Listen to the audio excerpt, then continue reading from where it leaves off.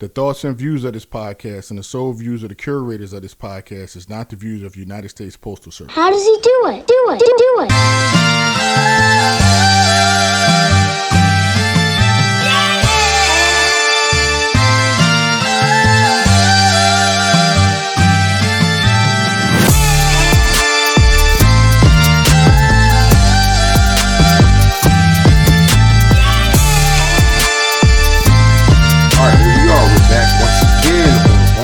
Podcast, episode 3. We're still working through the schematics and hardware and stuff.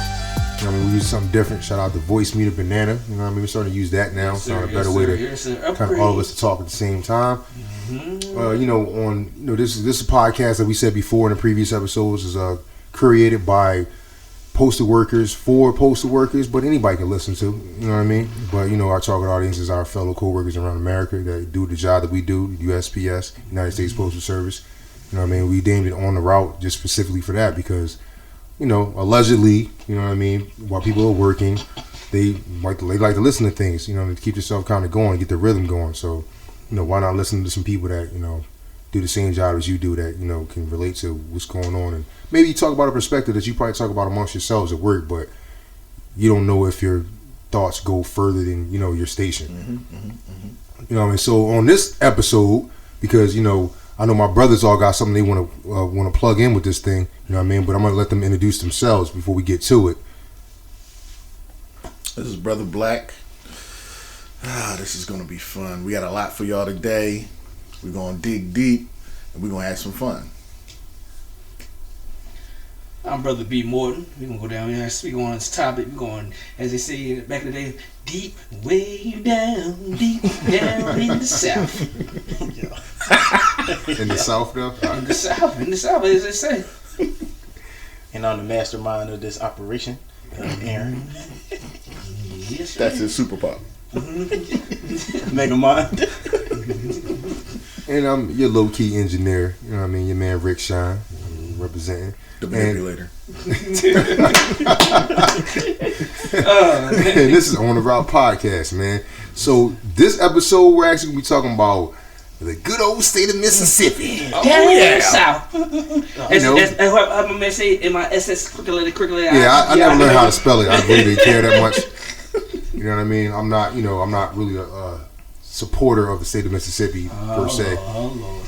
But some interesting things happened recently with Mississippi that just kind of, makes my point about Mississippi all that much better.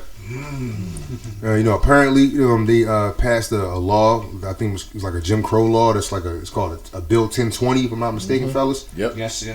Can somebody elaborate what that actually entails?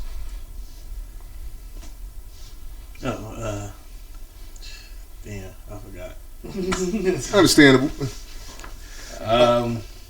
Hold on, I know we got it down somewhere. You know what I mean? Like some of it kind of entails with changing the laws of the voting of black people.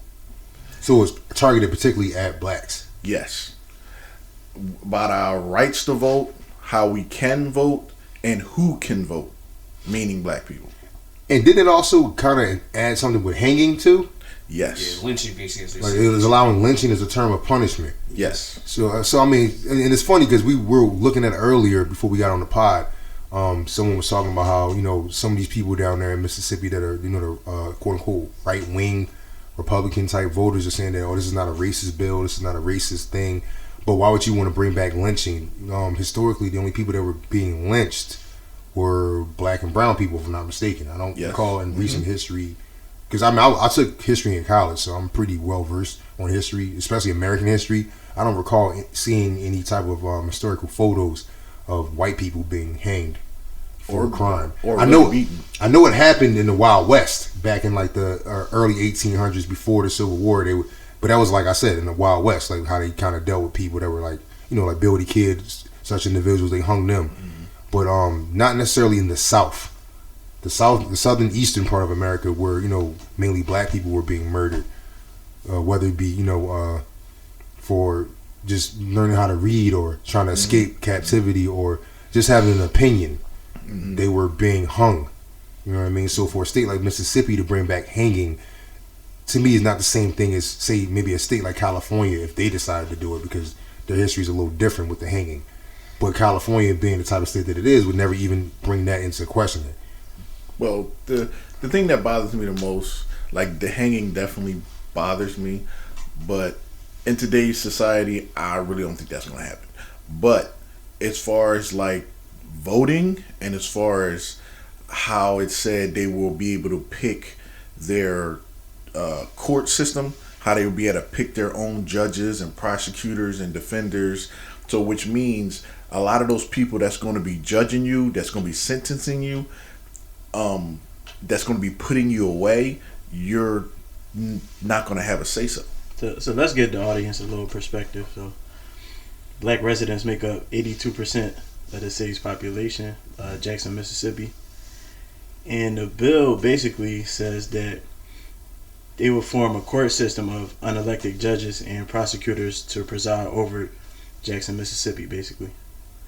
So people in general, like that's black, people of color, and people that have felonies, etc., they won't be able to vote on who their judges, DAs, and prosecutors will be. Well, to be accurate, then we just see something where it says that the state's low as far as like education, as far as like I think it was like state population. It was something like like they were low on education, they were low on economics. They were the lowest of the low finance across the board, finance, everything. Like one of the things they were like number 50 on, and I'm like, there's only 50 states, so that means y'all just dead last. Dead last. I'm just quoting on my thing with the South, and like I said, like all our families come from down south. Like I said, not necessarily Mississippi basically, but my thing is now it's just like where do you lie? Like I understand this state like this. What do you lie? My thing is like now you guys are not used to America. Like it's just like what are you doing here? Like y'all basically are a rotten state now in between borderlines, like you said, of Florida and Texas. Like what are you guys here for? Like it's not useful. Like my thing is now it's like someone has to stand up. Like everybody says should leave, but the thing is, how do you break the mentality of the person that says all I know is that state basically? All this is all I know. Like you have to break the mentality. You have to break the chain basically. And the thing is, it doesn't happen. My thing is, what about their neighbor states? They might say, well, shit, they doing over here. We can do over here. And then, like you said, you do the Civil War up again basically. Like my thing is, you guys are not powerful to take over or upheld the North. You don't have the resources. You don't have the technology or advancement to do anything. Like we don't get anything from the South really. Besides crops, that's the only thing we figure out. Especially Mississippi. What is in Mississippi? The water's already dirty right now. Jackson, Mississippi. Yeah. It is. I mean, like I said, they drinking basically mud water. It seems like they trying to do everything to push people of color out, or if not out, like just make them basically slaves, like basically back to Jim Crow time, like or slave era time. I mean, I know from a personal experience, like my grandmother, like on my mom's side, like she's from Georgia, and like she went to like a Negro high school. I remember I saw her diploma one time when I was still living with my grandfather. This is after she passed, and it was like her diploma was like a high school for colored people. That's what it said. You know what I mean? She was a 4-year starter, like played shooting guard. You know what I mean? Like all state in Georgia, a basketball player, and she had a full ride offer from the University of Georgia. She's a basketball player? Yeah, and she had a full ride offer to go to Georgia to play for the Bulldogs. So why can't you shoot? And she. Now you know that's a lie. We're not gonna veer off from the topic, but we'll say that for another day.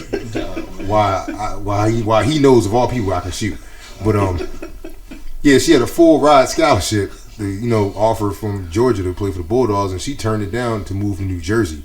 And I would only surmise that she probably just got tired of being down there because she wanted to be a teacher. That was like her dream, and it's like she could have went to school in Georgia and been a teacher.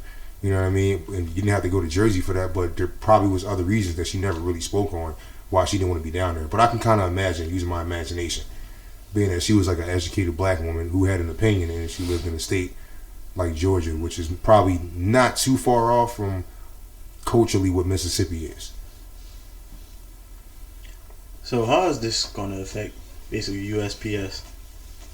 Well, that's a good question because I want to know, like, and please, feel free, if you listen to this on SoundCloud, if you have an account, you can comment. If you listen to this on YouTube, by all means, comment. We're going to try to post this in Reddit. We're going to try to post it in the postal page sites that we know on Facebook. So please comment, like, especially if you're a carrier or a clerk or somebody that works in the post office in the state of Mississippi, like, what's the temperature down there? How are you guys feeling about this? Because I know being like, all of us were mail carriers, like we're outside, we're dealing with the public all day. And, we get a lot of respect because of our uniform from like law enforcement and just people in the general area, regardless of what color they are or how old they are or young or whatever. What is the temperature like for a carrier in Mississippi, especially when you hear something like that and you know that the vote for that bill was a 34 to 15, I think, vote. It was like 34 favor by the Republicans, 15 opposed by Democrats, which kind of shows you like how they just don't give a shit. You know what I mean? And so it's like, as a black person probably trying to work down there, I wonder what that's going to feel like when you're delivering mail to, especially when you're delivering mail to businesses and places like lawyer offices and places where legislative things go on. Because, City Hall is a part of somebody's route. And in almost every city, you got a City Hall, and a carrier has to go there because he got to drop off mail. Whether it be a truck driver or it be a guy on foot, you know what I mean? Or one of the guys that drive a 2-ton, which is like the bread truck that you guys might see out there driving around. It might be a drop off for him. You know what I mean? Like, in the back of that person's mind, they thinking like, these motherfuckers really don't fuck with us. But they smile in my face every day. Yeah, and how many mail carriers down there are black? Like, I would like to know that. Like, I haven't actually looked it up. But I know the majority of Jackson is, what's it, 82% black? Yeah, 82. Yeah, 15% white. So naturally, there probably is a lot of black mail carriers. But how do they feel about that? How do they feel about these laws being changed? And, if you're a felon or if committed whatever crimes, they put them on that piece of paper stating that you can't vote, so they could just, basically take away your rights. Especially with mail-in ballots. How is that going to work? Yeah. When I even just that, my thing is now, you got to think about something. It's also in the station, my thing is now, how does that affect that it's basically black versus white now, basically. My thing is the white carrier might feel like, well, I'm superior to them. I think you separate the station out of this, basically. So now you have an all-out war within the state itself. So to come together now is like divide and conquer. It's just like, who's going to be on top now? And I would like to know how they feel about an old law that was basically taken out. What year was it? It was 1960s? Yeah, 1960. Yeah, Jim Crow. And it's basically being re-implemented in 2022, 2023. Well, here's a funny fact I just looked up while you guys were talking about that, because you brought up the fact about the inmates and things like that. Now, in the United States of America, as a felon, we don't even allow you to vote, even after you've been released and you served your time. Which to me is like, isn't that the backwards of being somebody that's rehabilitated? If I'm rehabilitated, that means you should trust me to want to pick who I think should be the governor, the president, etc., etc. Like, because I still have to live in this country and live under whatever decisions that get made. So why is my opinion about who gets to make these decisions not valid? You know what I mean? That's somebody who already did their time and they got out.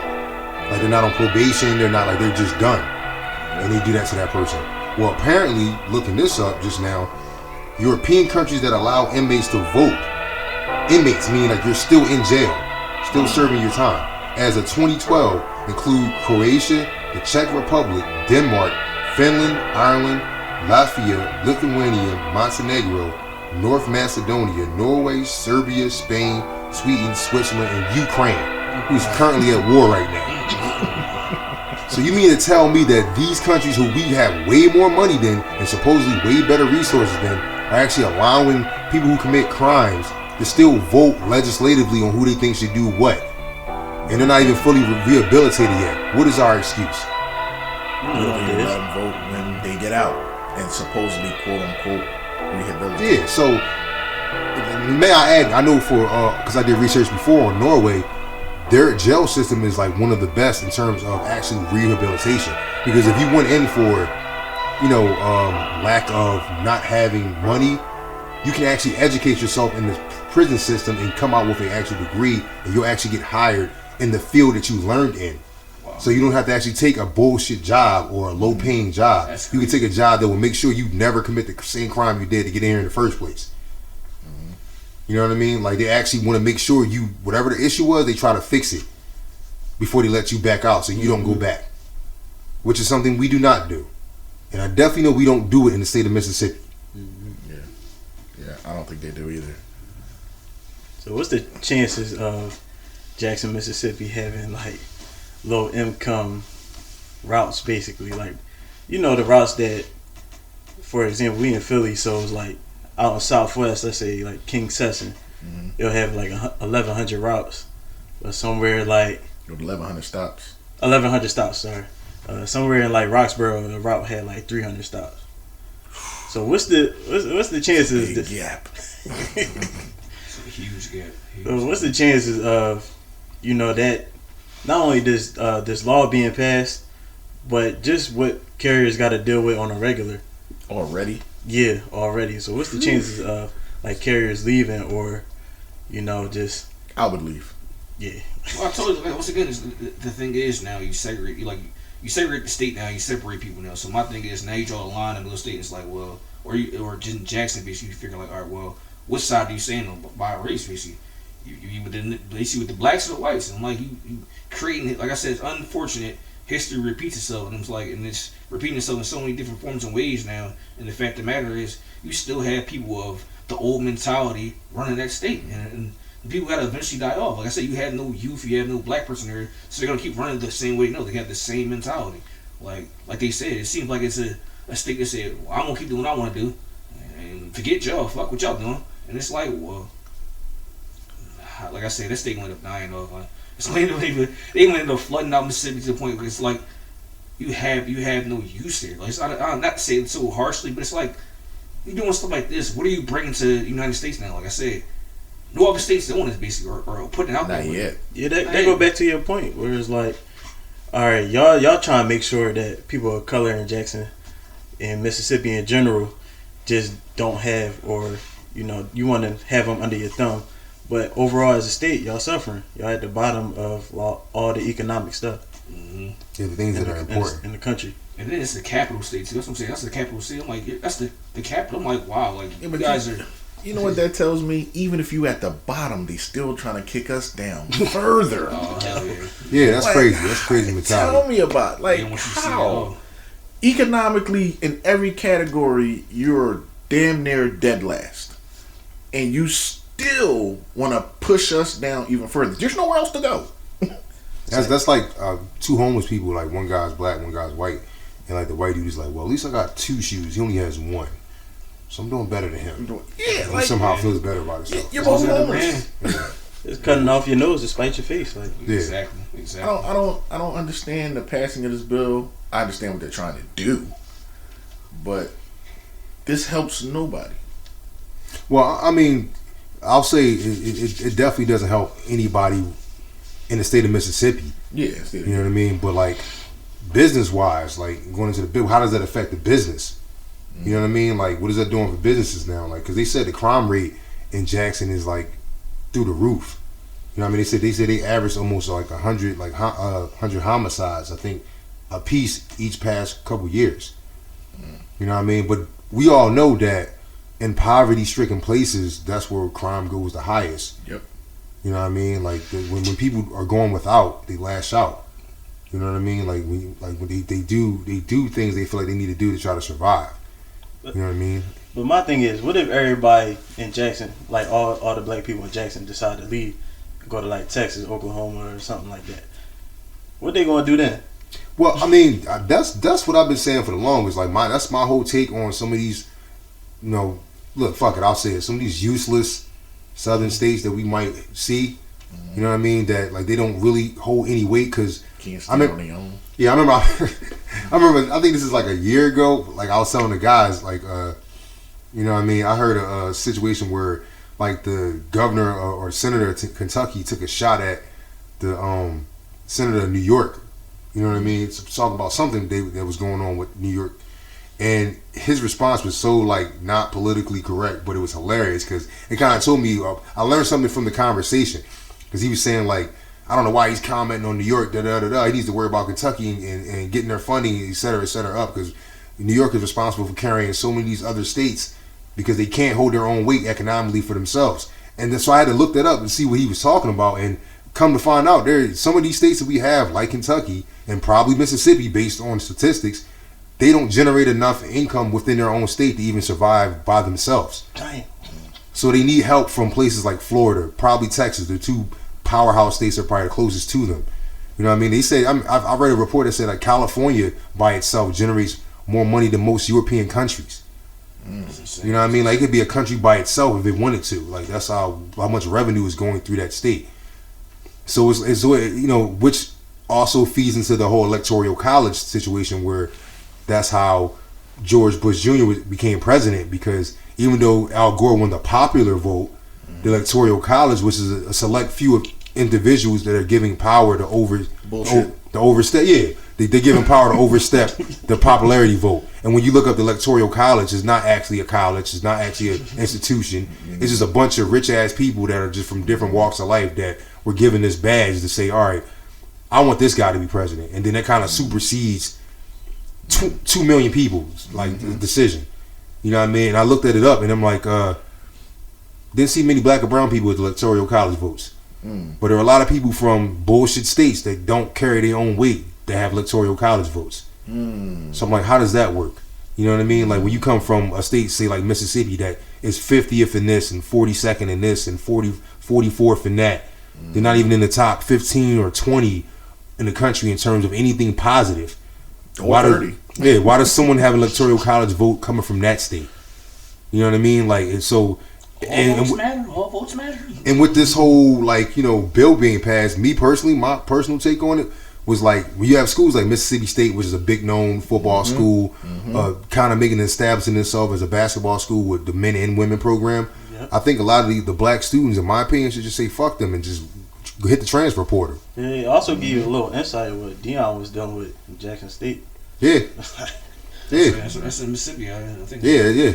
I mean, it makes you think. Yeah, like it's like, yo, why would I want to make this university look good when this state itself, which is probably has alumni from this university that probably are funding some of these people who voted 34 in favor of this dumbass bill. But you want to root for me when I score a touchdown or when I dunk on somebody. Like, fuck that. I'd rather just go play for the Longhorns or go play for the Gators or some shit if you want to stay down south. With that being said, have they ever elected any black people? From the one story we said, no. No. Wow. It's amazing. Not in Supreme Court, not in governor, senator. Like they just, like Jackson just got a mayor who's an African brother. Shout out to him. He's probably going through it right now because it's like, yo, in my own city, like this is what's going on.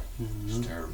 He's being ganged up on pretty much by right wing people because, you know what I mean, like he doesn't have anyone like him at his level that can help him fight back. Same thing for David Banner. Like I said, he's a big spokesman and stuff and speak out about his I haven't heard from him in a while. That's what I'm saying. I thought I would have saw something by now. I'm surprised by that.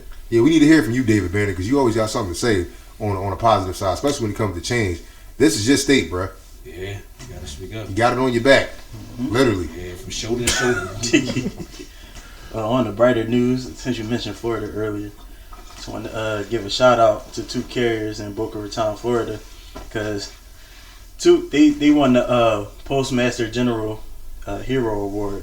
I didn't even know like that was a thing. Yeah, I didn't know that was an award for that.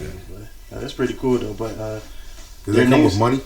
A raise? It should. I mean, he is worth like $615 million. Might be a badge. Maybe uniforms. Come on, DeJoy. Give some people some joy. Somebody will probably need some award and say, here you go, I'm back on route. So the awards were presented to Maria Cordova and Morald Garcia. I'm sorry if I butchered y'all name, but yeah, y'all did y'all thing. Maria, I think she saved a 3-year-old girl who wandered in the traffic. So and Miss Garcia, she came to the aid of an older person who became lost and confused. So yeah. So I want to give a shout out to where was that at again? Boca Raton, Florida. No, that don't happen. Both of them? Yeah. Oh, so this might be kind of rigged though. Come on. No, wait, no. Shout out to them because they did their thing. They did what they were supposed to do. I'm just saying it's rigged because I'm like, all right, you know how much shit happens in Philly? You know how much shit happens in New York and LA? Like, I'm pretty sure a couple people from some of these more highly, especially Detroit, like Flint, Michigan, Somebody that's a carrier had to help somebody. Give them a bottle of water or something. They had to do something. Like, what does that come down to? Management. Yeah, management. Yeah, they must got good management. Area managers. They probably do have. Yeah. They must got really good man. I wouldn't know. I mean, they must got good management in Florida. What's good management? I haven't seen it yet. Oh, yeah, I'm just asking. If anybody out there knows what good management looks like, please let us know. Yeah, tell us what state you're from. We might want to move. Cause Yeah, my homies over there dying slow, man. Slow. Oh, word. That's Dying slow do. around. Oh, you don't know nothing we talking about, huh? Nah, I'll be chilling, man. That's all good, huh? We'll on that later. Brooklyn got you scared, huh? Okay. Got him shit. All right, BK got you scared. I get it. Oh shit, God. We got good management over here. The law. The law, yeah. The law. She used to be our law. Can we renege, please? Can we do a reverse? We definitely do a swap. We definitely do a swap, man. I want to do a swap. Please, y'all can have her. Oh yeah, hell to the end. But on a lighter note, what does it say? What is the database on the routes and the size of the routes in Mississippi, in Jackson in particular, as far as low income areas and as far as areas where it's a little more suburb, I guess you could say? Yeah, please let us know about that. Yeah, I was trying to look Jackson up. I couldn't find that. But what I found was Clinton, Mississippi, which I think is like near Jackson, like one of the suburbs. Yeah. Like on average, the routes are around about 650 stops. Like some routes were 470, some routes were 640, 670, some were 7. It's kind of like Roxborough. You know what I mean? Like it's kind of like Roxborough, meaning Roxborough, Philadelphia, 19128. So, do y'all think like the other southern states will like follow suit and try to do similar things? I think they're waiting to see how this goes. Yeah. If it kind of just falls under the rug and nobody really makes too much of a fuss about it, I can see other copycat states like Alabama trying this shit. Yeah. That's like Mississippi's ugly twin. Well, I could see them probably not implementing the whole thing, but breaking it off into pieces and implementing it part by part. The bigger so it won't have the big blow up like it has now, or for the last 6-7 months. Yeah, the big effects we can see if Texas and Florida take on. That's the two big states where between them that's gonna. I don't think Texas is going to try that because they're too mainstream. Like everything they do, like makes you might find a small little back town. Like they fart, in Texas and it gets on CNN. Like I'm telling you, a little small back town in Texas. You know, like and then DeSantis in Florida is trying to act like he's not trying to run for president, but we know he is because he's trying to appeal to everybody all of a sudden. You know what I mean? When everything he was doing was mainly right wing stuff, but now he's like, I'm for everybody. I'm like, oh, now you for everybody. Sure you like, all right, bro. Sure you are. You know what I mean? So I don't think he wants anything to do with this type of bill right now because it would probably kill his chances. And like Trump will be delighted because he feel like he can get back in there because I think that's his biggest competitor right now was DeSantis, his young boy. So, what celebrities or athletes y'all think would be like a field Negro or a house Negro since Jim Crow is coming and slavery right behind it? Who gonna sell us out? Who gonna sell us out? That's gonna be a lie, man. Oh man! So you gonna draw a line? You gonna be like, you a sellout? You a sellout, man? Meaning, what black people you think I got would be okay with this? I got one. Who? My man got the head on. Drake definitely so. All right, hold on. Whoa. So we're not gonna do this. We're not gonna do this right now. Oh my God! First of all, Drake by no means is gonna stand by some bullshit like this. Mississippi. Drake is from Canada. His dad is from Tennessee. You know what I'm saying? I'm pretty sure his family, that side of his family, he will hear it from them. He is not doing this shit. Okay. You know what I mean? No, my question is, what big time celebrities are just going to be quiet about it? Because that's really what it is. Mm-hmm. They're not going to make a lot of noise. They're not going to say anything. And in favor of it, they're just going to not say shit. You know what I mean? Like, because whenever it's something that they feel comfortable talking against, they'll talk against it. Mm-hmm. When it's something that they kind of don't want to ruffle the feathers of the people that might be backing this, they just be quiet and act like it is not happening. It's what they don't say. Yeah, exactly. That's the big question I have. You know what I mean? Once they start oppressing strippers, that's when Drake gonna stand up. Yeah, probably. But see, I think I'm surprised Dak Prescott hasn't said anything since he isn't a Mississippi State alumni. Am I correct? And he's like he's probably one of the biggest quarterbacks of all time they've had come from that school of date. he hasn't said a word really Oh, he a about what's cowboy. going You know on. what I mean, Jerry Jones got his tongue tied. So Yeah, I wouldn't be surprised if Jerry. Hey, look ahead, Dak. Just keep quiet now. Focus on the football. Yeah, while we still like you. Focus on the football. We gave you money now. We gave you money. Just be quiet. yeah, I that's won't a be good surprised. Because Jay-Z, you know what I mean, you got the Super Bowl halftime show going on. It's like, wonder if he gonna stand up and say something. Knowing Jay, he probably working on somebody's album. He just gonna throw it in a verse. That's usually what he does. He'll shit on something like this in a verse and make people laugh about it. Like he'll probably make fun of the fact that they don't make any money down there. And you know what I mean? Like, Yeah, and also like he'll say some shit like, we'll never miss Mississippi. Like, you know what I mean? Some shit like that. You know. Well, He'll play also with the words. another alumni that plays here is Darius Slade. You went to Mississippi State too, so I ain't know you that. got a podcast and you got somewhere you can speak out, brother. You talk a lot. You can speak about this now. It's definitely a big Shout out thing. to him. Yeah. Impact, He should say something. Impact, Come man. on, It's a man. big impact.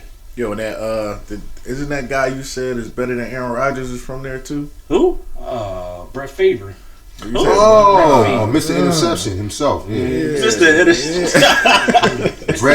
Brett the intercepting far. Brett Favre. Look, he might break some fingers. Yo, didn't he like steal money too? Yeah, someone like So he stole money from Mississippi. from his own state. Yeah. He might be part of the reason why the economics is so bad. Yeah. Oh, whoa. You saw it from, what was it? What It's his daughter's school, right? So I think it was what's something like welfare or something like, or Yeah, right. something like welfare. I think he stole something crazy. Yo, see, yo, this is what I love about social media because Brett Favre in the '90s was not the Brett Favre we see today. Like Wow. Brett Favre in the '90s was like he drunk beer, played football, played with his heart on the sleeve. Yep. You know what I mean? White people give him excuses every time he made bad reads. He's just playing with passion. He just threw 3 interceptions in the playoff Gunslinger. game. He's a gunslinger. Oh yeah. Brett Favre. Yeah. When there's a white quarterback throwing a whole bunch of interceptions, he's a gunslinger. When there's a black guy, he can't read the coverage. But that's another story. Exactly. Yep. You know what I mean? But like, it makes me laugh like how he was in the '90s, and then you see him now. Like I knew he was a nut when he got busted sending like dick pics to like some young chick that was like 20. Oh, He was still that's playing. what it is. Like that to me, that was like the opening door of like, yo, he might be a nut ass motherfucker. Like, He's a perv. and so to go from that to this stealing from welfare is like, this is hilarious. How much money did he steal again? Something like $3 million, 3 to 7 million. I think did they make him pay it back, or they took him to court? I don't think he did. They win the state? I don't know. It went quiet. Yeah, like, it went I'm quiet how- real quick. I'm trying to figure out how does Baby Blue from Pretty Ricky go to jail for stealing money, not Brett Favre. Like leave Baby Blue alone. Yo. Please. Like come on, He's man. like rough enough. Yo, he gave his grind on me. Like come on, yo. Like what the hell? I got a question for Brandon. Oh God, here we go. You still standing on that tape, brother? Well, with who? The gentleman Brett Favre? The Brett Favre is just as good as Aaron Rodgers. Is he just good? To my knowledge, I mean, Everybody listen, this is Brando. they both only got one Super Bowl. I mean, that's what I'm saying. That's all I was saying. Yeah, because that's your basis for your argument. You talking about one Super Bowl. I mean, it is. Man, you put up numbers like.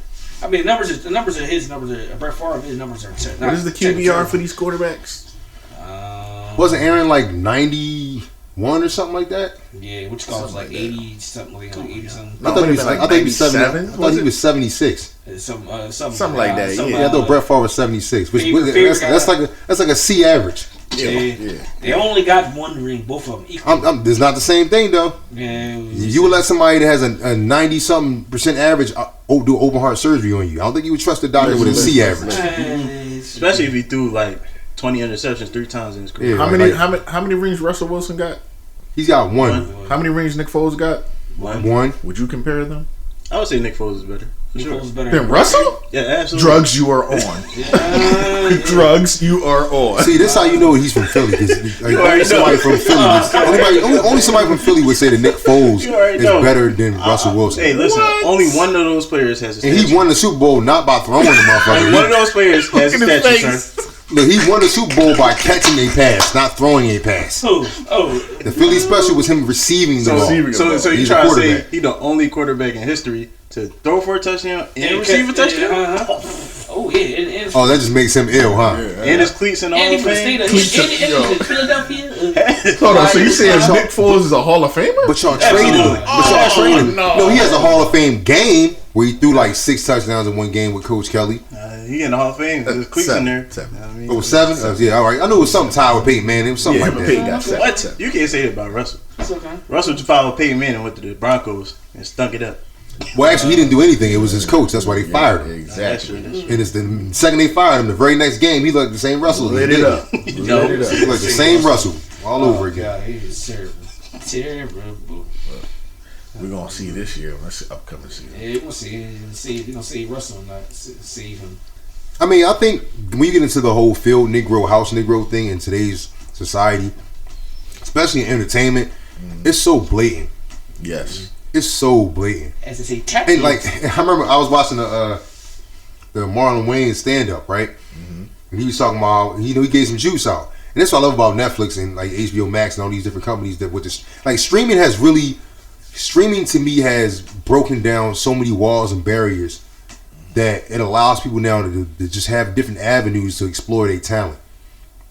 Like if you were Marlon Wayans and before streaming, you couldn't get all these comedy specials on TV.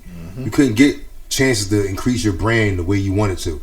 But because of places like Netflix, HBO Max, Amazon that are like saying, we don't give a fuck what Hollywood's doing. We're doing this over here. You know what I mean? Like, and they got a bag to throw at you the same level as Hollywood. So it's kind of free. It's freeing people up now. You know what I mean? And he made a comment in this new stand-up. I think it's called "God Loves Me." Oh yes, I love that. Yeah. Yes. He made a comment. It's on HBO Max if you want to check it out. He made a comment that for a long time they were only letting one like black guy really be the guy in Hollywood. And he was talking about how everybody had their turn. His brother Keenan had his turn. Eddie had his turn. Richard Pryor, et cetera, et cetera. And Will Smith got his turn. And he locked it down for like a good 20, 30 years or something like that. It's funny that that's like kind of a known thing. Because I remember Dave Chappelle said it. Kevin Hart said it before. And you could tell Hollywood's under pressure because of streaming and because of social media, how you can just put something out there and the whole world can hear it and learn about it. Because if you look at Hollywood now with black actors, there isn't just one guy. You got two guys. And it's so white and forced. White people are behind let's take the two popping black guys, just keep putting them together and have them doing all this press together. Not let them just be in their own lanes doing their own thing. Nope. Let's just put them together. Let's let them pop together. Yeah, because Michael B. Jordan and Jonathan Majors are the two main guys right now. You're starting to see in almost everything. But before you didn't see two. So now is Hollywood under pressure because people are waking up to the bullshit and they're trying to navigate and trying to not really trying to change 100%, but I'm gonna put my pinky in it now. I'm not, before I wasn't put my hand in it, I'm gonna put my pinky in it. No, I think this just exceeded their expectations. I think this just happened to happen and they didn't see it coming and it hit them at one time and there's no way they could say no. Okay. So they just happen to sort of pop around the same time and take off. They're really good actors. There are a lot of fans, and they just it's hard to say no to money. Now, did Jonathan Majors pop on Netflix first, or was it outside of Netflix? The first time I saw him was on Netflix. With the first time I Cowboy saw him. movie. Yeah, it was on Netflix at the movie. With him and Idris Elba. No. That That was the Harder They Fall. Was Yeah, that was dope. But the first one I seen him on was when he was in the movie in there with Chadwick Boseman, one of his movies. Oh yeah, the Army joint, right? Yeah. Okay, I forget the name of it, but I like you as an actor, but I hated you in that movie, boy. Oh God, you were so horrible. You was a whiner. I'm saying you played the part, but I just didn't like you. I just didn't like your character. I love you as an actor, but that character, oh God, it made me so. That means he did his job, man. It made me so mad. He treated his dad like shit. I was like, oh God. You talking about Jonathan Majors? Yeah. He doing the Dennis Rodman movie, right? I saw that too. Yeah. I'm interested to see. He how kind of looks like him, but I'm like, how they going to portray the height thing? I don't know how they. Well, I guess they got the CG for that. Yeah, probably shoot some short. That earring on the lip gonna be crazy. Yeah, that's gonna be crazy. Man. That's gonna be crazy. So this, they're shooting a movie. The 48 hours he disappeared in Vegas. Oh, when he left the team. When he left the team. It was so he did. That's what based on. Yeah. Hold on. What did he get found in a room with? Was it Carmen Electra? Yeah. Yeah. Well, so no, he was going to play her. her. No, Carmen Electra, he's been messing with Carmen Electra. Wasn't he messing with her before? No, because didn't she answer the door for Mike? I think so. She did an interview and she said that she was in the room and a knock at the door. She answered the door and it was Michael Jordan. All I'm saying is it better not be Michael B. Jordan playing Michael Jordan. like white people, please don't do this. I know they're the two popping actors. Michael Jordan. I know they're the two popping actors in Hollywood right now. Don't gotta have Michael B. Jordan. I'm just imagining at the board meeting as they're talking about this movie. Is the one white guy that's in charge. He's like, all right, so we're gonna have the scene where Carmen Electra is gonna go to the door, and Michael Jordan is gonna be right there asking where's Dennis. Now, who should play Michael Jordan? And there's gonna be that one asshole in the back who only knows 2 black actors. It could be Michael B. Jordan. Way to go, Ryan. You're using your head. Now, that would be corny. Yeah, that would be super corny. That would be funny. I just need that one black person that's probably there. That's the token black person in the company. But like, we could just look for other actors that look like Michael Jordan.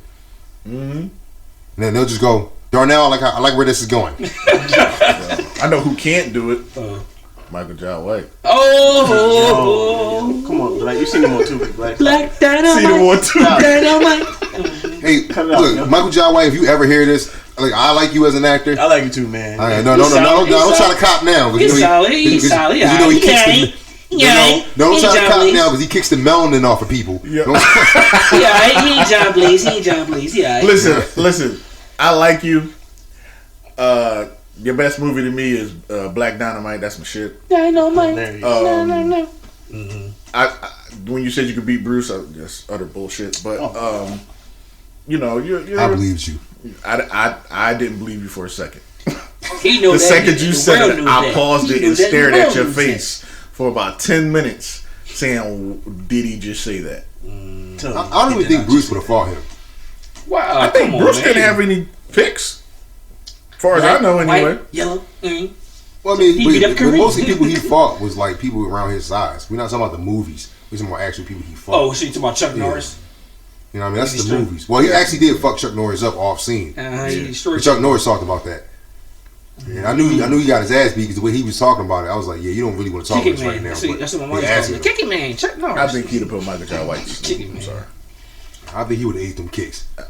Take his Ranger. No. He would have caught his leg like. So he'd have kicked him twice, and he'd have thought he got kicked once. So no, that probably, but I don't think it would have knocked him out.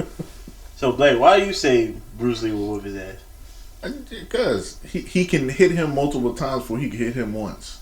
One punch may not knock him out, but 2? Oh God, he took one punch. Oh my God. Night. Not that guy. But they will both lose in Mississippi because. Yeah. You know what I mean? I don't think they would get any help from anyone there. With the way the laws is going over there. Yeah. Black and brown. I wonder what people that aren't black that That's what I was about to say. Think about that. Yeah. Because it says that in Jackson alone, it's 82% black and 15% white, which leaves a percentage of other people there. Yeah. I wonder what their kind of like their involvement in politics is there. Yeah. How what is the other? This? What is that? 3%. I believe so. Yeah. I believe the majority of the white people is just like, well, it don't affect me. Like, it benefits me, so the don't care attitude. Yeah. Well, from what we seen on the video earlier, with some white people a little pissed off about it. Okay. Because in this day and age of 2023, it's like, why are we doing this? Yeah, why is it still happening in America? Like, we're basically last economically, so why are we doing this? It's like, why we gotta go backward? Like everything, exactly. Yep. How we made is to go forward. Why we gotta go back? Our eyes is forward, nose, mouth, feet. Yep. Everything walks forward. Nobody walks back. It doesn't make any logical sense, like because on one hand you're worried about the other countries around the world catching up to us and passing us, but then you're doing counterproductive shit that keeps us from moving forward. Like, what do you expect to happen? Destruction. I don't know, man. But at the end of the day, the more you push and the more you push basically down on us, eventually it's going to be a outrage. It's going to be a backlash. Like, eventually we're going to stand up and say we had enough. I don't know when that's going to be. I don't know how that's going to be. I think it already started, like a little bit, but they pick selective situations when they do it. It's not all the time. No, I meant like I think it started like genetically. Yeah, I can believe that. Like I think like we're so decisive in how we do things, and God is just funny in that way. In my opinion, I think instead of us just protesting and like doing all the old school marches and all the let's just fuck them and have their numbers go down. You know what I mean? Like, did they do that to us? Yeah, that's naturally what's happening. You know what I mean? Mm-hmm. Like even now, like it's hilarious because it's like they shoot themselves in the foot a lot of times. We're talking about white America. You know what I mean? Because they're actually, they're now starting to show interracial couples on TV, but they're showing like the white man, black woman, like. But that's not. That does exist, but that's not the majority or the norm. Yeah. But what they don't realize is what you're doing is you're pushing a generation of white young men to want a black woman, which in turn will mean they're going to have a black son or a black daughter. Exactly. Because the kid will probably look like Drake or Nicki Minaj or Patrick Mahomes. Yeah, you know what I mean? So it's like, in a way, you're not really helping yourself doing that. Nope. If you're worried about your numbers. Like you said, it's counterproductive because everything come back to the source. So Root what it is. So, you know, because you already got white females already going kind of that way on their own without the media. And now you're pushing the men that way. So it's like, what's going to happen? You know what I mean? Like in another 2-3 generations. Like, what are we talking about? Yep. Especially with the way that, you know, black and brown people have influenced pop culture with just music and fashion. And now sports. You know what I mean? These are all the things that we keep putting our children in front of to entertain them while we go not be parents. You know what I mean? Like, what do you expect to happen? Like, what do you expect your child to do? Like, you can't have your child still want to do things the way you did things in 1950 when their favorite artist is black, when their favorite athlete is black, when their favorite, you know what I mean, fashion designer whose clothes they like to wear is probably black. You know, like come on. Yeah, it's just like it seemed like a last ditch effort, you know, to hold on to something that's changing. And it's like, yo, y'all gotta let go of the past. Like, you're a thing of the past. All these old people that's in charge, old white men that's in charge, like, shit changing now. You just gotta get used to it. Yeah, well, the new millionaires and new billionaires are trying to make that change. But like you said, these old guys are trying to hold on to their power, I guess you could say. Yeah. But what does power do? Shift. The shift, yeah. And the shift is happening. And no matter how you like it, because what's that favorite passage you said of, I think it was in the Bible, when what was it, where God was basically telling somebody that the shift in power was coming and somebody else was going to be the leader. Oh yeah, when Saul had to give it up, you know what I mean, because David was coming, and Saul wasn't trying to hear that, and then God was like, well, I'm not really asking you. Yeah, like you and and his son had to be a casualty in that, because he's like, I can't have your son be around because he's going to be the king if you die. So I'm gonna have to just move y'all out the way so David can get what's his. Exactly, the shift in power. So it's a shift in power happening, and no matter what they do or what they say or what laws they bring up, like they do in Mississippi, the shift in power is going to happen, regardless. Rather if it's going to be for the better, well, we'll find out when it gets here. But as of right now, they're pedaling backwards to keep power, and eventually it's not going to work. Yeah, it's another shift going on too. It's called the AI shift. We ain't talking about Allen Iverson. But before we jump on that, I want to stay on this point about like being in the South is like, I don't understand the mechanism. Like, because now you have people going back, and they're going back because of real estate reasons. But it's like, okay, I understand the land is cheaper. I understand you can get a bigger house for a lower cost, but you still have to deal with the bullshit in the neighborhood, the bullshit in the town, the ideology that your grandparents, great grandparents left behind when they came north or went west. I don't understand I get they're trying to make people come back there by devaluing things to make you save your money, but sometimes it's not always the best interest to save your money. Sometimes you got to pay for the luxury of not dealing with bullshit. And I say that to say to the point of, if you look at someone like say James Baldwin, like he was a black man in the 60s who ended up being homosexual, like that, you know what I mean, like, and he was also an amazing writer. But can you imagine a black gay man in the 1960s trying to get on as a writer? I'm pretty sure he wasn't getting a lot of help from our community or the mainstream media. But the man left the country and went to France and got wealthy to the point where he came back to help his people, with the whole civil rights movement. And he had so much money, he brought a building in New York City for his whole family to live in. Not a house, an apartment building in New York City. You have to have a lot of bread to put everybody in an apartment, just the whole family, just in yo, I got this building right here. This is me, floor 1, 2, 3, 4, 5, 6. Y'all just pick a spot and rock out. Yeah, You know what I mean? What made him leave to go overseas? Well, he said he felt like artistically he wasn't able to expand his talent here, so he left initially for himself, so he can be a better, be who he wanted to be in terms of artistically and probably physically, whatever. You know what I mean? Like we had to worry about the things that came along with that.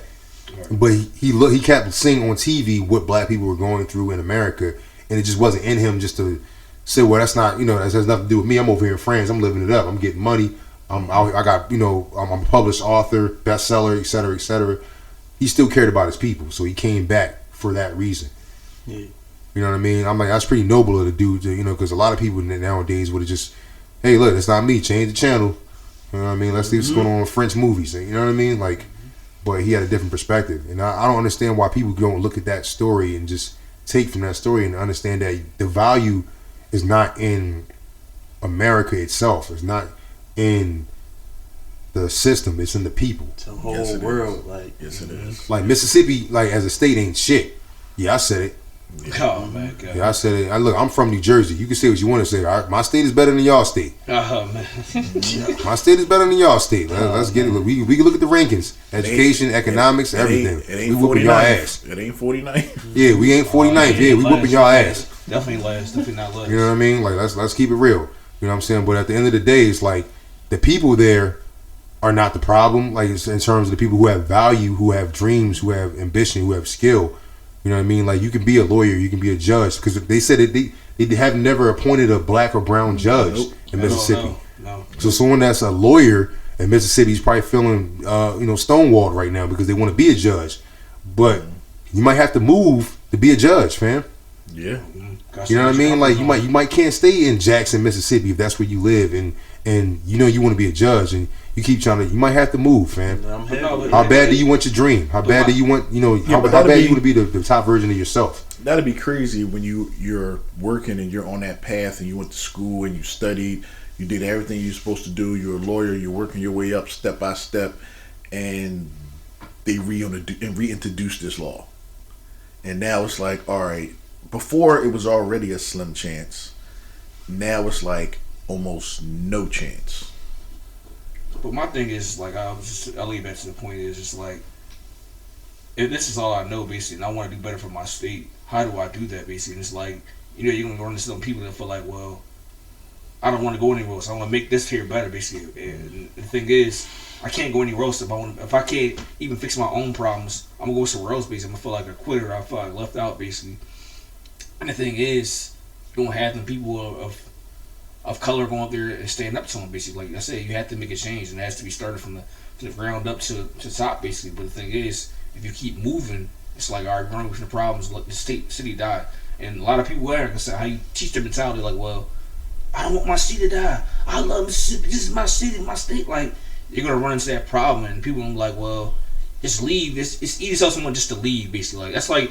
Somebody coming to us, well, just leave here, and I'm like, all right, if we feel harbored on something like that, I want to stay here. I want to make a change. You got to do that, but the thing is, you don't have the power of it. So my thing is also, if you do go to another state, all right, this is my problem here. Basically, you guys help me in the state here. You have to reach out. You have to have an olive branch, basically. And the thing is, it seems like none of the states connect some our olive branch. They say, well, Mississippi, that's their problem. I ain't fucking with them. Look, you fucking with Mississippi? No, I ain't. You fucking with them? Nope. And the thing is, it's just. It's not connected. I feel like it's in its own little zone down south. When need be asked, they help out. But like I said, even with the water situation, like ain't nobody helping with that. They like, well, shoot, we got our own problems. Like, well, I'm gonna help you out. Like, and that's why I feel like they're like the kind of like the rotten, forgetting brother, little brother. Well, I ain't let little brother do his thing over here. We ain't messing with him. Look, I got my own problems. So when it's just like I said, that state's gonna unfortunately, like I said, only wiped out because the point where other states gonna get to the point where like, what is the point of having here? Basically, like you're becoming a nuisance now. I can't do anything with you. You don't bring no value to the United States. Like, well, either I'm going to exempt you or you want to get down with it. Basically, like I said, you see right now they're not getting down with anything. Well, most people in Jackson, I'm sure, like a lot of people here, are loyal to where they're from and where they were born, and that's not necessarily a bad thing, but sometimes you have to be loyal to a fault. Because being too loyal can get you in a situation you can't get out of. And the reason why I'm one of the ones to say that I would leave because of the laws that's being made there, the benefit of you being able to do certain things is slowly disappearing. Like you can't do a lot of the things that you were able to do yesterday. Yep. So that's why I'm like, yeah, I would have been out. As soon as I seen pass, yeah, I'd have been packing. Because it's no longer beneficial for me and my family, even though we're from here, even though, you know, you want to be loyal, you want to make a difference. Like, it's 82% black people there, and I'm pretty sure a lot of them will really want to make a difference there. But with this current law that they just reintroduced, this old law, it kind of makes it hard for you to make a difference, even though you're the majority. Yeah, it's funny you said that too, because like not necessarily like the same thing, but the effect of having to move, because you see coming down a pipeline and not being that profitable for you to be there. Like, I'm from Atlantic City, New Jersey, not Atlantic City. What's the other place? It's like, there's somewhere. There's 2 Atlantic cities in America. Wow. It's really? Yeah, there's another one. I think it might be in Louisiana or something like that. It doesn't matter. No disrespect, but disrespect. I'm from Atlantic City, New Jersey, the one that people know and care about. You know what I mean? Like, when they passed that law, like, I think it was like in 07, where they allowed other states to have casinos. Oh, yeah. That's what we were known for. Casinos, us in Vegas.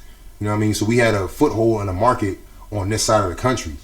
So, you know, business was always booming. It was always money. It was always things flowing. When I saw that pass, and then I noticed, like, next couple months afterwards, it wasn't really a game plan being talked about from the mayor at the time, or from the city council, or from the governor of New Jersey. I'm just like, yeah, it might be time to move.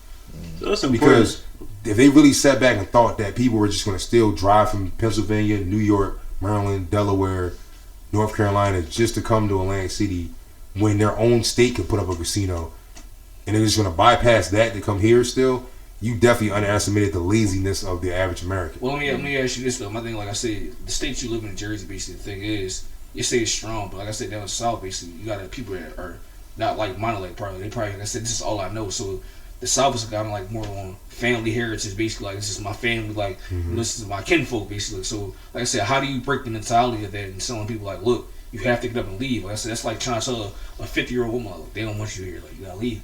And she's so, like I said, she's seen so many things going here in progress in the city or Mississippi. She feel like, how do you tell that woman to get up and move, and, like, they don't want you here? Yeah, give them a better option. So that leads to my question too. Okay, like you said, Jersey, Atlantic City, you got casinos and stuff like that. But in Mississippi, what do they hang their hat on?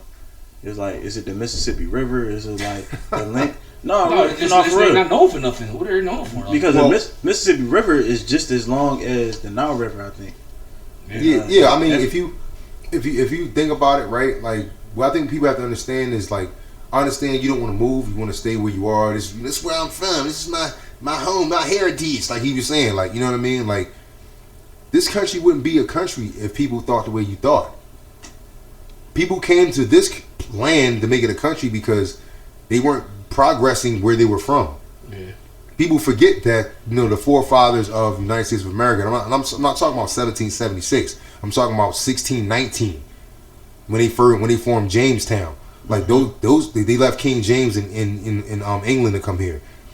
Those are people that were economically disenfranchised. Because in the old days in Europe, if you were born poor, you were just poor. You know, maybe you can join the military, you get your badge up, get your rank up, get a little bread that way. Maybe marry a rich chick because her father respects you because you was out here kicking ass and everything like that, and coming back from every battle. Right. You know what I mean? But majority of the time, if your dad was a farmer, you were a farmer. If your dad herded sheep, you herded sheep. That was what your fate was.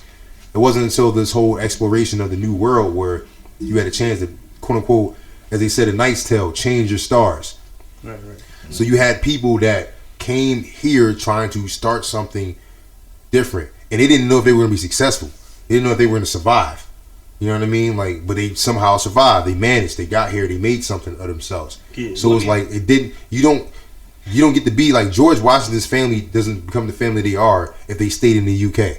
But my thing is, how do you tell somebody that's like maybe out there on Section 8, basically? Like I say, like, it's easier to tell the average 9 to 5 person to get up and move. But like I said, the problem is that we don't know the numbers actually with it might be more people that's on Section 8 down there. Like it actually increase the population. Like I said, that state's so poor. So my thing is, the 1-2%ers are gonna move. Like, all right, well, fuck this shit. But my thing is, how do you tell the modern, like I said, kind of like, I don't want to use the word, but hood booger, basically like, yo, you have to.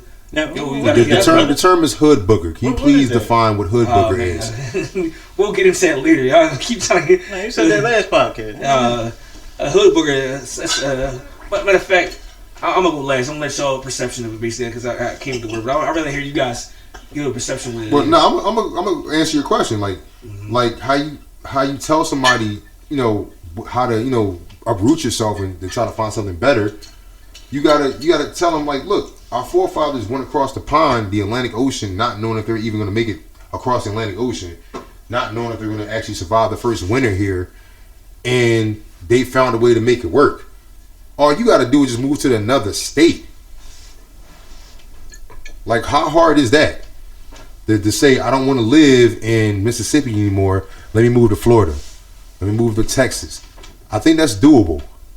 You know what I mean? Like, I think what Brandon's saying is like, what are the options for them to move if they don't have nothing? Like, if they can't. Well, my grandfather on my mom's side, he's from Alabama.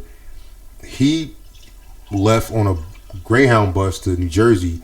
Was trying to go to Atlanta, but the lady misunderstood him and she thought he said Atlantic City. And he left with $100 in his pocket. That was it. Yeah, but my thing is also, like I said, the mentality. Like, you gotta look at the mentality nowadays. Like, back then we had stronger mentality of what we knew how to do it and we stuck to it. People are so wishy-washy to the point now. It's like, well, I think I want to, I think I don't. And I think like it's said, more or less laziness. Yeah, it's lazy. Like I said, Yeah, my thing is and now. to me, you want to lose. You want to lose. Yeah, but I'm saying, like, But you can't admit that you want to lose, but your actions show me you want to lose. But you gotta break the Yeah, mentality. but people I'm are saying, also like I said, scared. Laziness and fear is not a good combination. But that's how you got to spill it to them. Let me ask you You're this, literally my- telling yourself, I want to lose because I'm living in a state where, let's keep it honest, like, I don't know if Jeff Bezos is going to put a whole bunch of factories there to try to create jobs. No. Yeah, true. I don't think he looks at Mississippi as a state where he can probably expand his empire. He could, but Yeah, would he? would it be profitable? Like, you know what I mean? Like, it's like you got to ask yourself, like, is Apple going to put a factory there? Like, you know what I mean? It's not a lot of opportunity going on. Like, Well, what I believe is, in order for, I guess, for Jackson and the black people there to come together, I think they would need to, in order for them to come together as black people and build a long-lasting generational wealth, they need to learn how to accept rejection, negativity, criticism, and understand that, those are rejection, criticism, and those are building blocks to become better people, and basically do it like other ethnic groups do it. Like they build relationships. They AKA they build bridges. They have an understanding. So in order for us as black people, because we are our biggest critics, so we need to understand each other. There is healthy criticism. And as long as we understand and flow together, that it will work, despite what white people try to do. Because as long as we stay together, it'll always work. But my thing is, like I said, the thing is, like you said, we have to see that. But my thing is hard for certain people of their caliber, but as black people, with their ego aside, like something we're doing now, basically, is not the modern thing we do. Like I said, a lot of people can't sit there and talk to each other, like not feel like we're being judged. And that's why I think is the biggest issue within American, within black society. Like I said, you can't go to a person and tell them, like, all right, so I feel, without being like, man, he was sucking. That's called check your ego at the door. Right. Yeah, you know what I'm saying? But how do you, like I'm saying, my thing is, how do you teach that in today's society, basically? Well, you start with the young people. Yeah, and two, but my thing, you have to get the message on social media. My thing, like, now we can't do that. Before, like I was saying, we iterated before, you can't have an old head and tell you something, and we're like, what you telling me? I think you gotta deliver the message a different way. Like, you got like Black was saying, like, we're our biggest critics. But my thing is, if you're gonna criticize, make sure it's coming from a point of reference. Yeah. You know what I mean? Like, my whole thing is, when I talk to black people when it comes to being in business and things like that, be competitive. Yeah. Don't try to cut corners. Because so and so over there, they're not cutting corners the way you're cutting corners. Mm-hmm.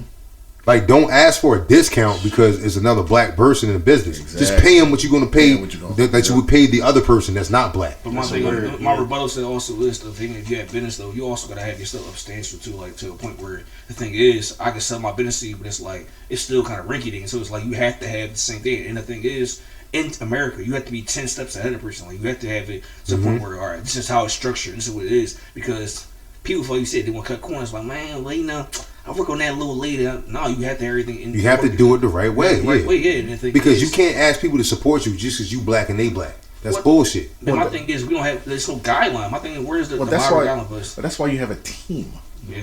Because, and you know, if my belief, I don't believe no one person can do it by itself. Because I'm sure Jeff Bezos didn't create his business by himself. Nah, the guy he got the CEO now been with him since year 3 of the business. Yeah, he didn't do it by himself. So us as black people, that's another thing we have to do. Stop trying to do it by yourself. You can't. It's so hard to do business or anything worth that has generational wealth yourself. It's hard. You have to have people of like mind to do these things that last. But like that just come with, you know, as a people, our relationship with trust and failure, basically, because we look at failure and trust as things that make us weak, basically. Yeah. So if I trust you, then I gotta trust you with my vulnerability. Like, I'm susceptible. We don't like to be vulnerable. Exactly. But it's growth and vulnerability, and it's growth and failure. If we look at and like back to what you were saying earlier, like, in order to like build together, we gotta stop taking stuff personally.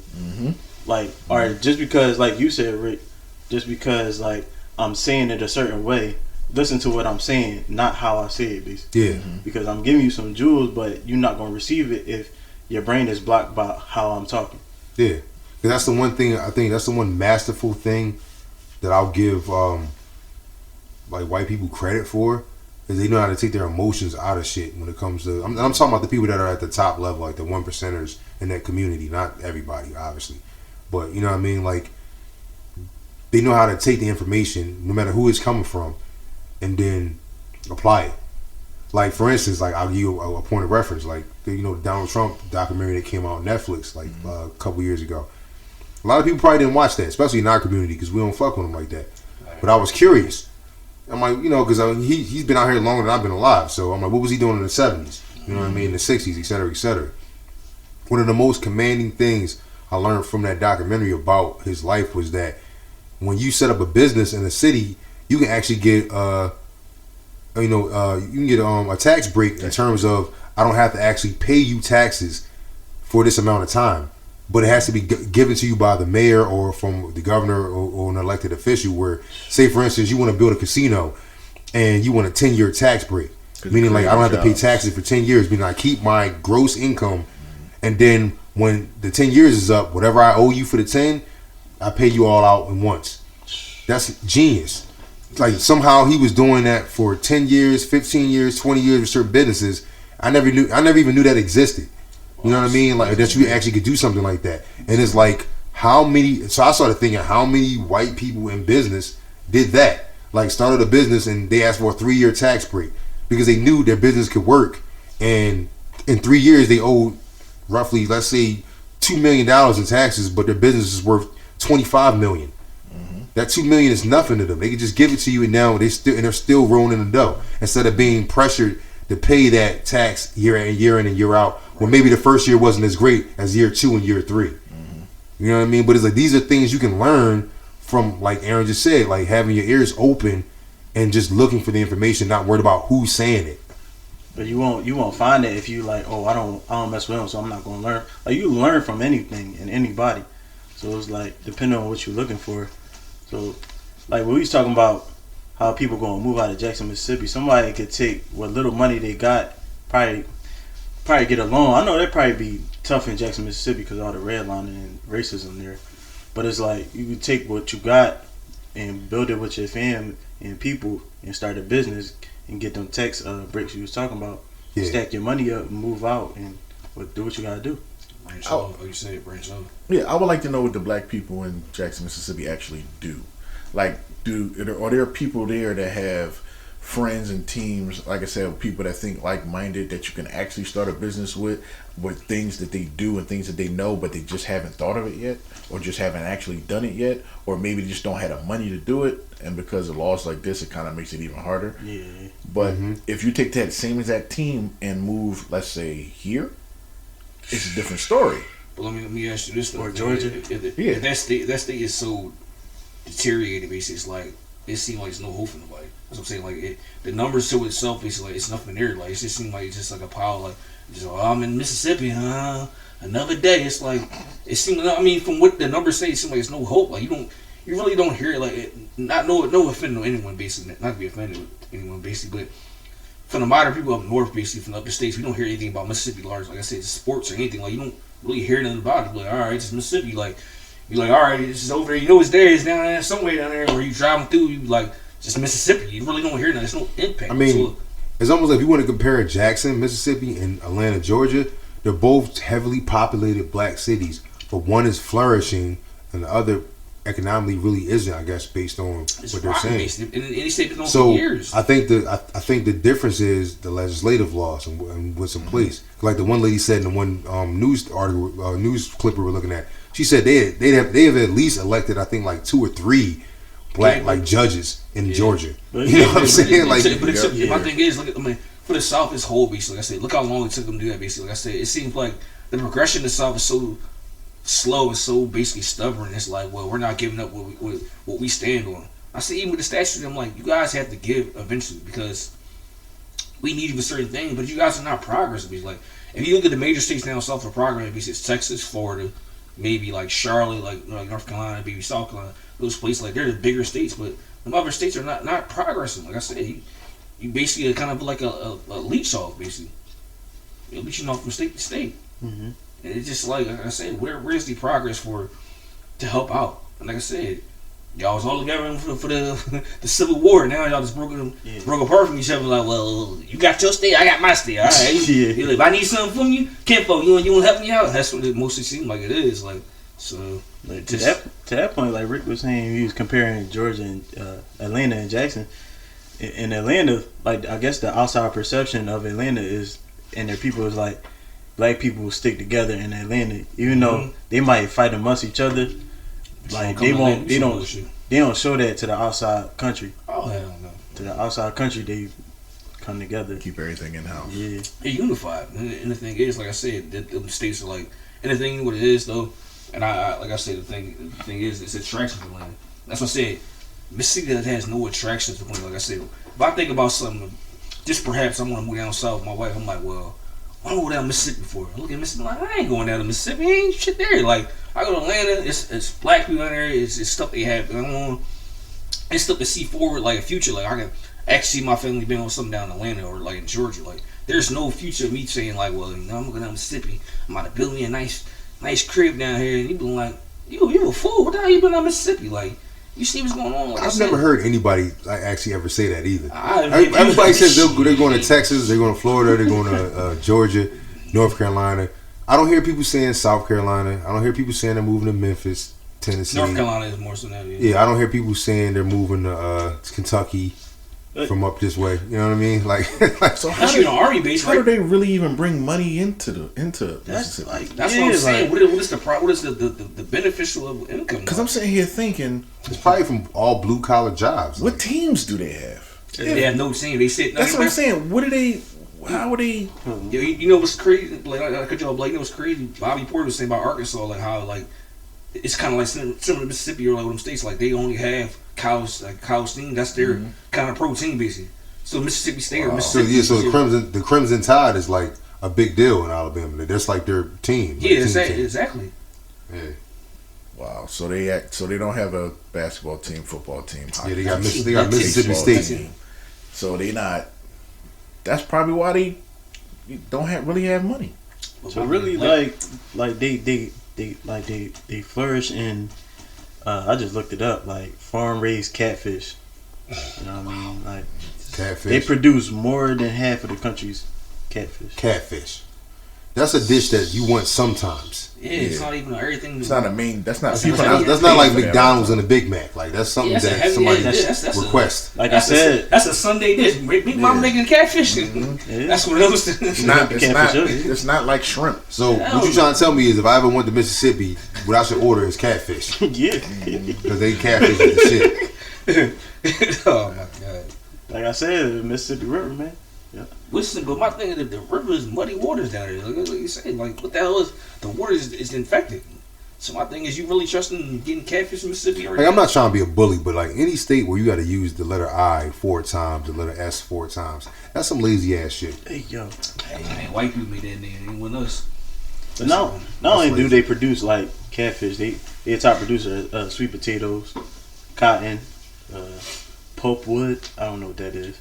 Like the bring up cotton is just like trying to trigger a black person. Like, yeah, exactly. We produce cotton down here. Oh, you don't say. I'm surprised by that. Yeah, that's a state I would pick for cotton. Yeah. What is the average job in Mississippi? I don't know.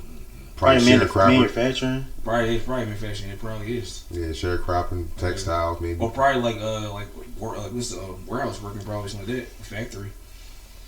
They probably got 1 million factory in Jackson, East Philly, or like a Walmart or something probably too. Something on the lines that. The average salary is $47,725. So you trying to tell me a CCA in the post office makes more than the average person in Mississippi? Listen. Yo, because I'm pretty sure, like I said, this is going to be on SoundCloud. It's going to be on YouTube. In the comments, you can let me know. I'm pretty sure there are CCAs that work in the post office in Jackson, Mississippi that make more than 40. You said 47,000. Yeah, I know y'all making more than that. It's like, bro, like. So whoever you are, you're doing a good job. You are shitting on most people down there. My thing is, rebuttal that. My thing is, if you really they making that, as I said, the hourly rate might be low down. Like I said, they're not producing money. The hourly rate might be low. No, the post office is the post office. Like how we get paid how we get paid is generated from DC. But can that be different down there? No. It can. It can be different. I think the AOs will be different, like the city's different, just like it is here in Pennsylvania. I'm talking about like same position, like CCA here makes the same amount. I don't think it makes the same here. I think they do because I mean, if it's in a contract, the contract is negotiated by the nation, the NLC in DC, which represents the whole entire country. But my thing is, my state's not bringing in that much money. How do I, like I say, like if I'm not like it has to because we're $1 billion business nationwide, so you have to pay everybody equally in the parameters of the job. If I don't have the money, like I said, that state's because so low. Because a carrier in New Jersey that's at step H is getting paid the same as a carrier in Pennsylvania at step H. Yeah. The difference is when it's not a federal or private sector type of job, they can pay them differently. Okay. You know what I'm saying? Like I'm pretty sure the guy in Chick-fil-A in Mississippi get paid the same as the guy in Chick-fil-A in Pennsylvania because it's Chick-fil-A. Well, no, Chick-fil-A private owned, so that's what I'm saying. That's the thing too. Yeah, but you still got to pay them the same wages. Do you? I mean, no. I think you private owned, you might not have to get paid the same. Like you can't well, Chick-fil-A doesn't pay you minimum wage anyway. Only when a job pays you minimum wage would it be different because minimum wage is different in different states. Okay, yeah. But most jobs nowadays don't pay you minimum wage. They pay you what their set wage is. And if it's a job like the post office, which is in every single state, it's going to be the same in every single state. Otherwise, you'd be screwing yourself over because people will be like moving to the closest state to them that makes more money to do the same job. Yeah, I just want to say, man, like people, y'all gotta take that from Mississippi. Like y'all could really just leave. Like I know it might be hard, but listen, they just showing y'all that they don't really rock with y'all, and I ain't trying to be nowhere where nobody rock with me. So I'm not welcome.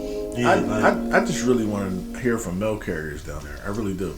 I want to know what it's like delivering mail down there. How's it feel down there? Like, do y'all go through some of the same similar things that we do? Like, I would really like to know, and I would like to, have your opinion on this, old law that's been reintroduced. Yeah. By all means, please put it in the comments on the SoundCloud page on the Route Podcast. Also, put it in the comments on the YouTube page on the Route Podcast. We really appreciate and we want to like to hear from y'all. You know what I mean? Hopefully you guys are enjoying this. We're going to keep this thing going. You know what I mean? Try to keep it up and running. I'm going to go out and do my due diligence, try to get this thing posted in different forums that I know our fellow co-workers like to visit and frequent in. To make sure that, you guys know that we're out here and we're doing this thing. And it's Rick Shine, you know what I mean? Appreciate y'all coming through, listening to us, checking us out. Let my brother tell y'all how they feeling, and we gonna be up out of here. Yeah, this is Black again, back again, and I enjoy doing this. It's very fun. I like throwing ideas. I like speaking about situations. I like speaking about real stuff.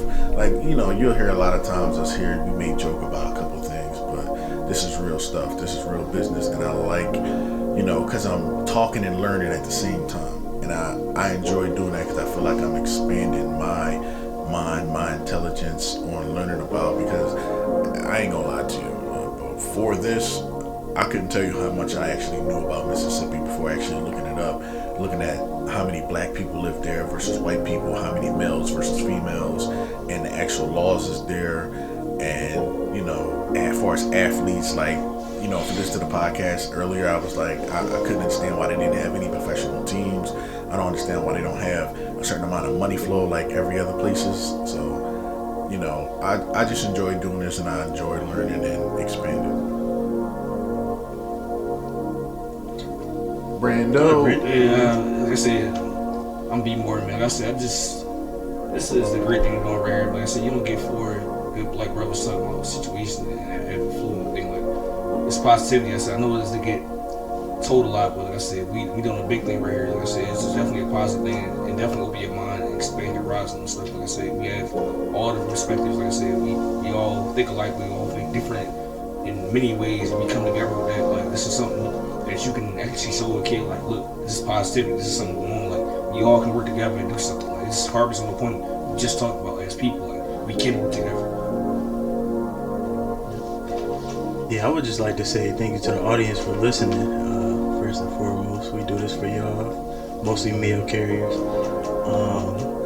We just four brothers working for the post office. We do this every day. Like, we be on the phone, talk all day, every day. Allegedly.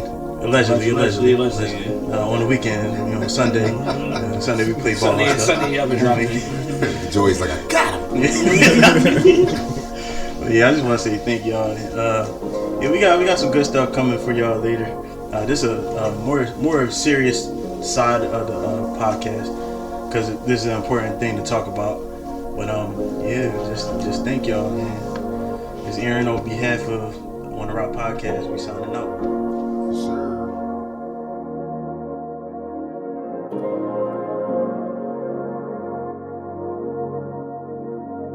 Innocent, I appeal to judgment of my will to resist you.